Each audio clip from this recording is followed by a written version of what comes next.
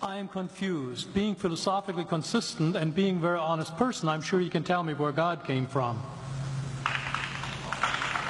And in addition, once you've told me where God comes from, please try to clarify how you can figure that a spiritual force can have an impact on a material universe to create it.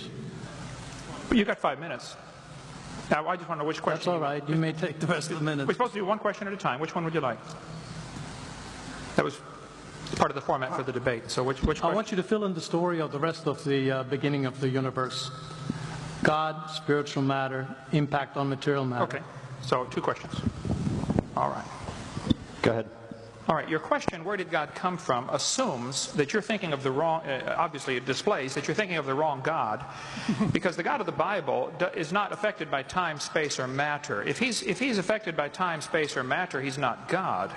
Time, space, and matter is what we call a continuum. All of them have to come into existence at the same instant, because if there were matter but no space, where would you put it? If there were matter and space but no time, when would you put it? You cannot have time, space, or matter independently. They have to come into existence simultaneously. The Bible answers that in 10 words. In the beginning, there's time. God created the heaven, there's space, and the earth, there's matter. So you have time, space, matter created, a trinity of trinities there. Just, time is past, present, future. Space has length, width, height. Matter has solid, liquid, gas. You have a trinity of trinities created instantaneously. And the God who created them has to be outside of them. If he's limited by time, he's not God. The guy who created this computer is not in the computer. He's not running around in there changing the numbers on the screen, okay?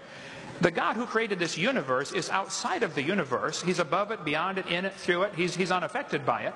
So the concept that a spiritual force cannot have any effect on a material body, well then I guess you'd have to explain to me things like emotions and love and hatred and envy and jealousy and rationality. I mean, if your brain is just a random collection of chemicals that form by chance over billions of years, how on earth can you trust your own reasoning processes and the thoughts that you think? Okay, so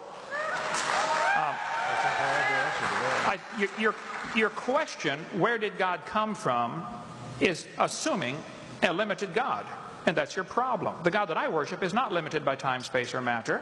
If I could fit the infinite God in my 3-pound brain, he would not be worth worshiping, that's for certain. So that's the God that I worship. Thank you.